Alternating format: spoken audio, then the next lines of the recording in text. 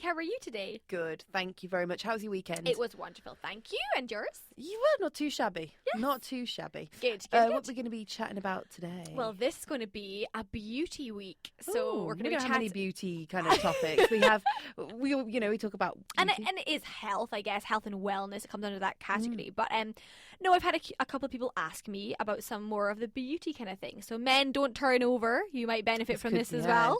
Yeah. So today and Wednesday we'll be doing that. But today is Doha drying your hair out.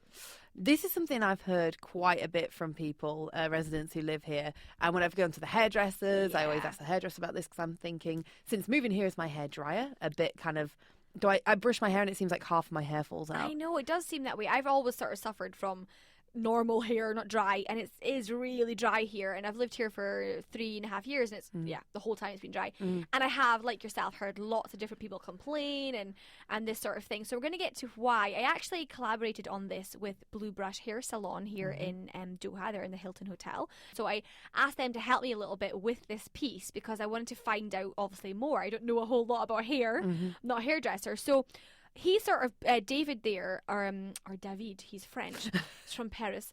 He is the manager there, and he gave me a little bit of an insight. So first of all, let's establish maybe why your hair is dry, and then we'll get to a little bit more into it. So your hair could be dry for a few common causes. Okay, so basically, your scalp makes oil that moisturizes your hair.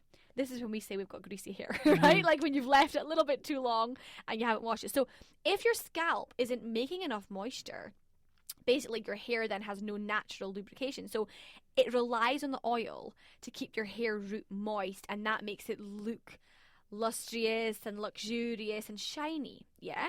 So you might find then here that your hair just goes from dry to kind of dirty, and then it's like you need to wash it all over again. There's no nice sort of in-between stage, yeah. It's basically, and also I think here with our air it's quite dusty and things as well, so your hair can become quite dirty almost, like quite quickly, can't it? So if your hair isn't making enough oil, of course it leads to dry hair, like I've just said. So as you age as well, your hair actually naturally makes less oil. Like everything, as we age, everything just starts to go downhill. So since the roots are under your skin then, dry scalp of course goes along with dry hair, yeah? And then you might have that whole dry scalp and the stuff, the side effects that comes with that. So another reason for your hair that might be dry, a common cause, is that the moisture that you do have in your hair is actually escaping. So David told me this. He said, each strand of healthy hair has a protective layer called the cuticle, right?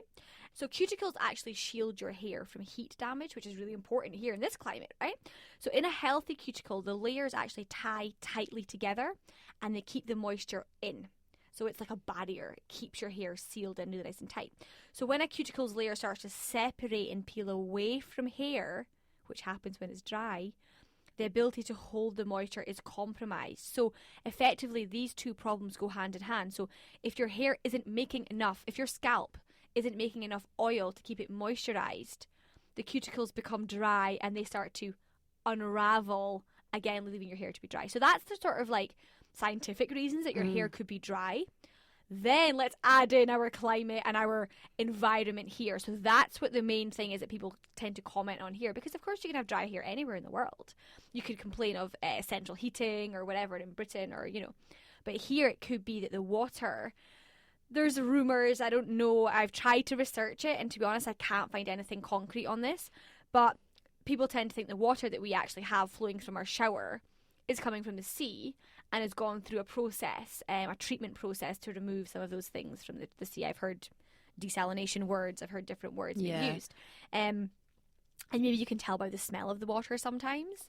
Sometimes I can smell it. It's a bit like sulfuric, sulfur kind of smell. So David believes that is one of the reasons, and he recommends that you can use a shower filter. So you might have heard about these. I do actually have one of these at home. It's like a blue, I think it's called blue. You basically buy a whole new shower head, and in there you can insert like a gel. It has like a lemon fragrance, but it removes, like, say, chlorine from water, or it removes some of the hardness, perhaps, or whatever. If there is, anything extra in the water that's causing your hair to be dry and things like that. So I did go and buy one. I think it was about 300 or 400 reals. Okay. So, you know, worth it for luxurious but hair. yeah, I guess so. And also showering or washing, it's probably good for your skin as well for some people. Well, absolutely. Like you said, it has a nice smell as well, right? But if you think about what you'll spend just to get your hair cut and coloured, and Blue Brush definitely recommend buying one of these shower filters, and they've told me they're available from many pharmacists here, yeah? Yes, you can definitely. I bought mine in Laguna Mall downstairs at the pharmacy there. Good. So we should all go out and buy one then and have nice lemon-smelling water coming through our showers. He also suggests, now I've tried this, and it's to wash your hair with bottled water. Oh, yeah. I tried this. I thought, oh, it's very...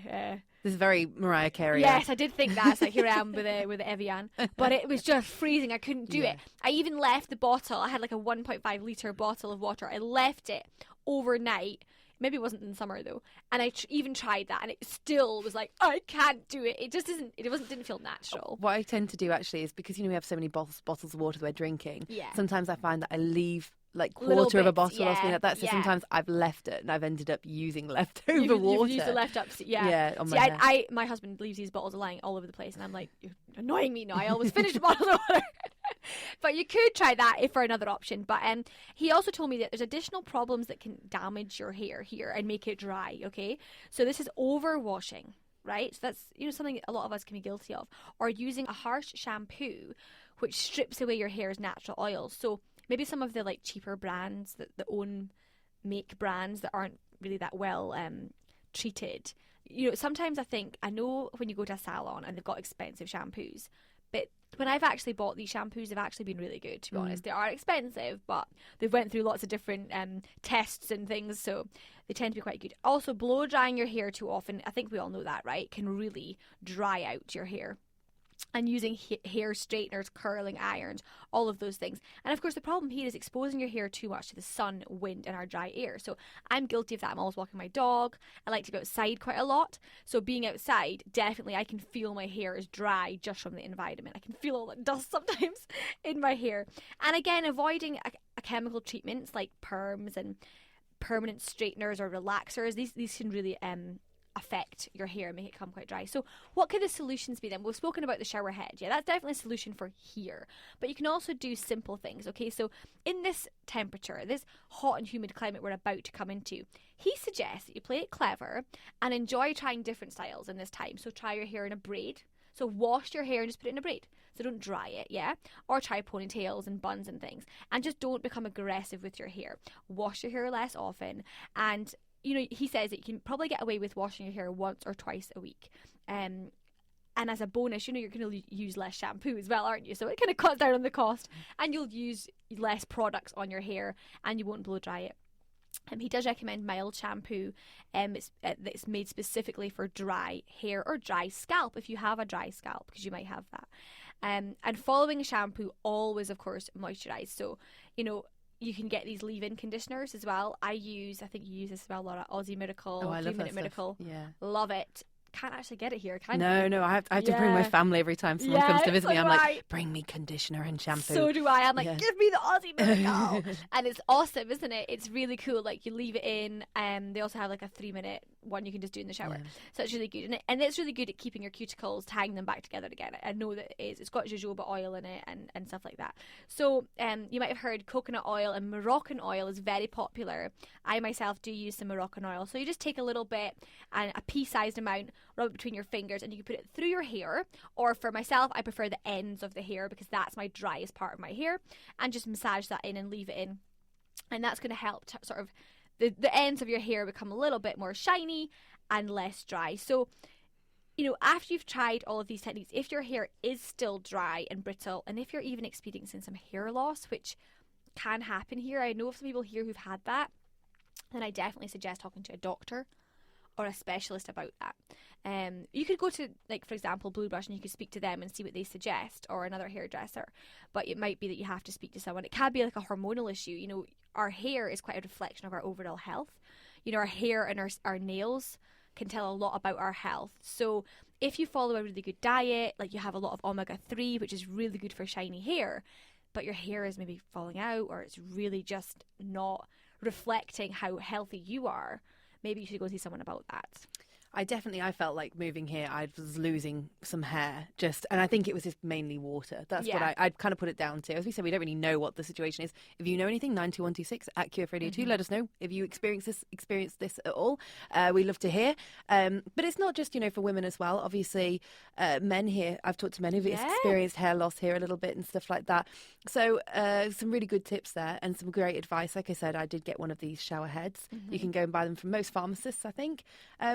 Perhaps worth the investment. I'm going to get one of them, Laura. I think that's a really good idea to have. Lemon fresh. It sounds lovely, actually. And can you just buy like the refillable gels? Yeah, you just top them up with the gels every. I think that sounds good. So many washes. They're going to be none left now, aren't there? We're going to be all running to get them. Healthy hair.